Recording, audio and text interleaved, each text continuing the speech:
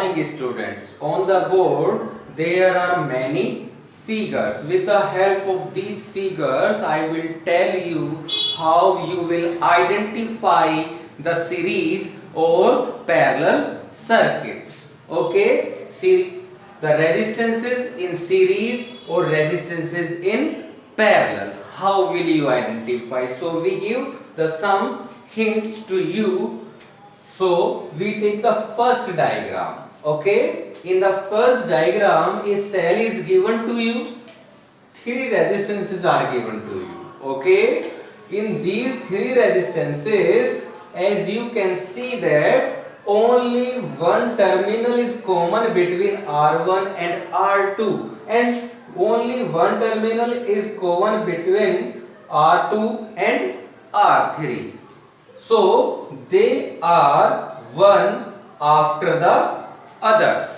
Okay, so they are in series. Okay, once again, when only one terminal is common, then we can say that they are one after the other, and the resistances are said to be in series. So this circuit is example of series circuit. Okay, now we take second diagram. In this diagram you have resistances R1, R2 and R3. Now in R1 and R2 only one terminal is common. Okay, and once again between R2 and R3 only one terminal is common. If we see R1 and R3, only one terminal is common, and when one terminal is common, then they are in series. So this is also series circuit. Okay, so if the resistances are like this, then they are in series. If the resistances are like this, then they are in series. Now we take third circuit. If the resistances are like this, then in this diagram the resistance R1, R2 and R3. Okay, now resistances R1 and R2 only one terminal is common. Similarly, between R2 and R3 only one terminal is common, and when one terminal is common, then they are in series. Okay, so first, second, third are the example of the resistance is in series. Okay, now come to this diagram. Okay, in this diagram, as you can see that three resistances R1, R2 and R3 are there. Now the resistances R1, R2 and R3 have a common point. Okay, similarly R1, R2 and R3 have this common point also. All they are connected to a single point. Okay, then if the resistances are connected between two common points, one is this and another is this, then they are in parallel. Once again, when the resistances are connected between two common points, then they are said to be in parallel. So this circuit is the example of resistances in parallel. Okay, now in this circuit, once again resistances R1, R2 and R3 are there.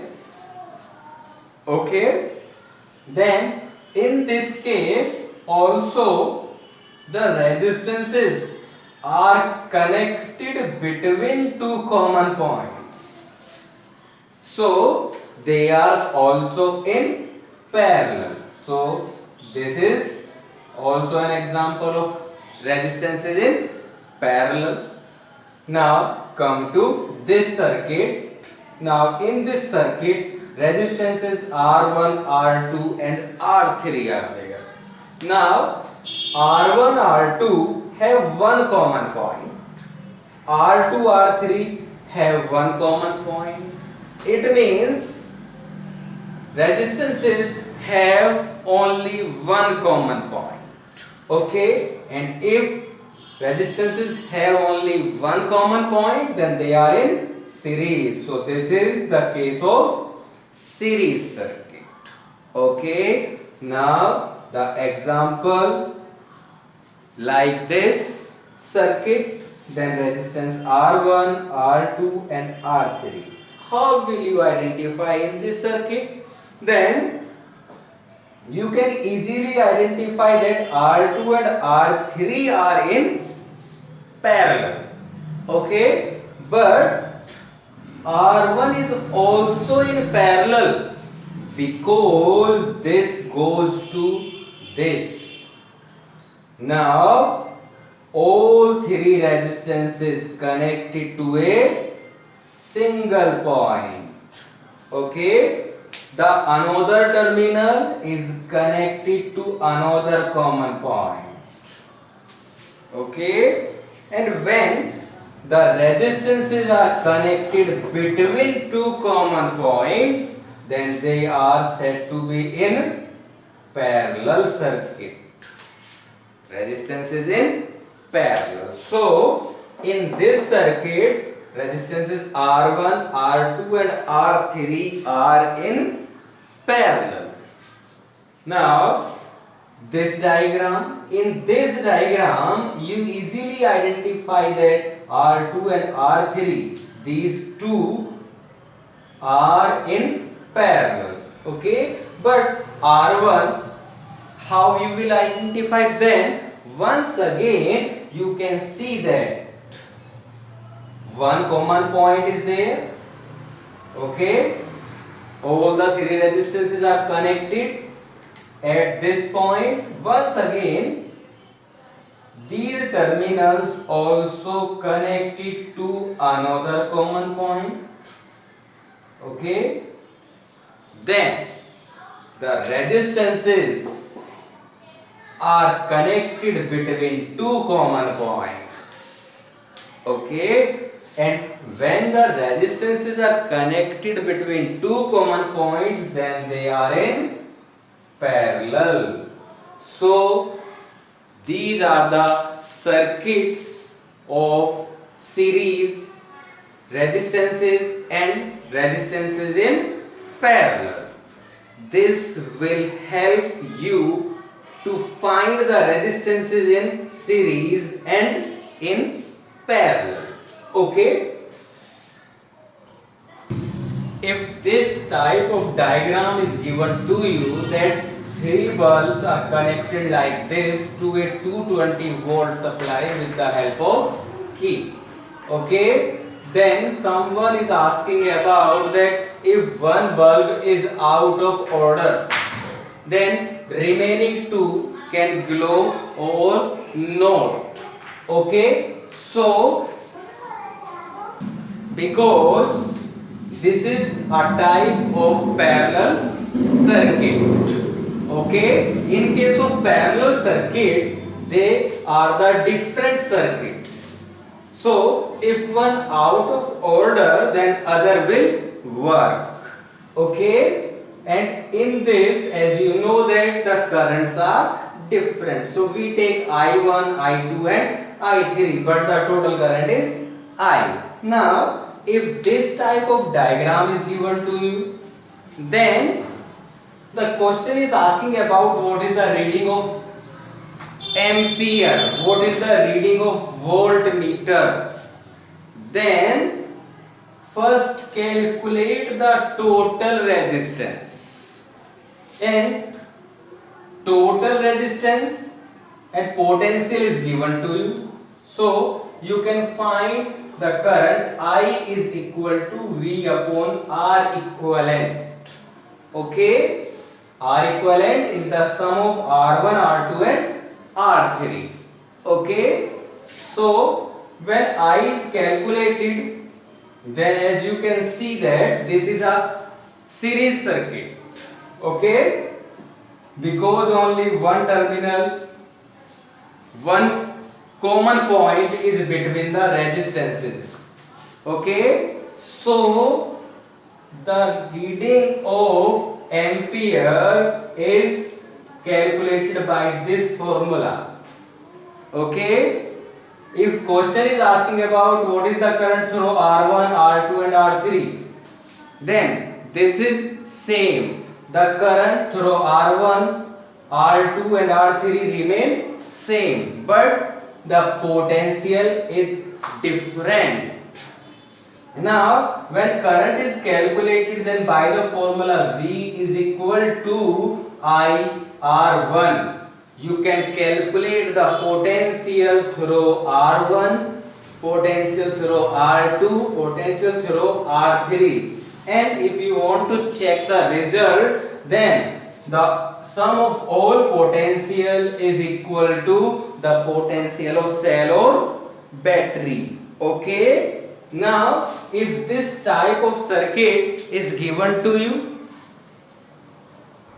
then first you can see that R1, R2 and R3 are in series. So R equivalent is equal to R1 plus R2 plus R3. Similarly, R equivalent dash for R4, R5, R6. R4 plus R5 plus R6. After this, these three are in series, these three are in series, but the resultant of this and this are in parallel. So 1 upon R equivalent double dash is equal to 1 upon R equivalent plus 1 upon R equivalent dash. First you apply the series formula, then you apply parallel formula. If the question is like this type of circuit is given to you and someone is asking if one is out of order, then no bulb will work, because this is a type of series circuit. In case of series circuit, the circuit is same, only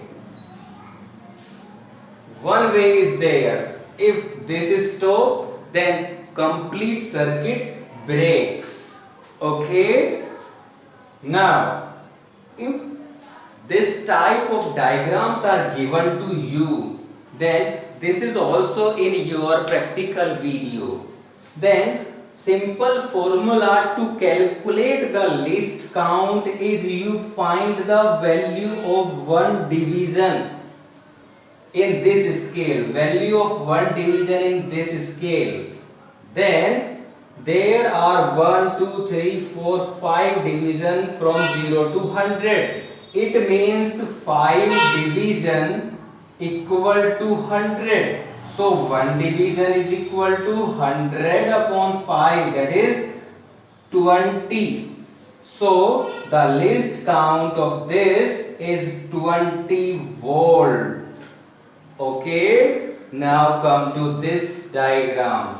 In this 1, 2, 3, 4, 5, 6, 7, 8, 9, 10 divisions are there. So 10 divisions is equal to 100 ampere. Okay, because from 0 to 100 there are 10 divisions. So 1 division is equal to 100 upon 10, equal to 10 ampere. So the least count of this ammeter is 10 ampere and the least count of this voltmeter is 20 volt. This will help you to solve some problems in chapter 1. Okay.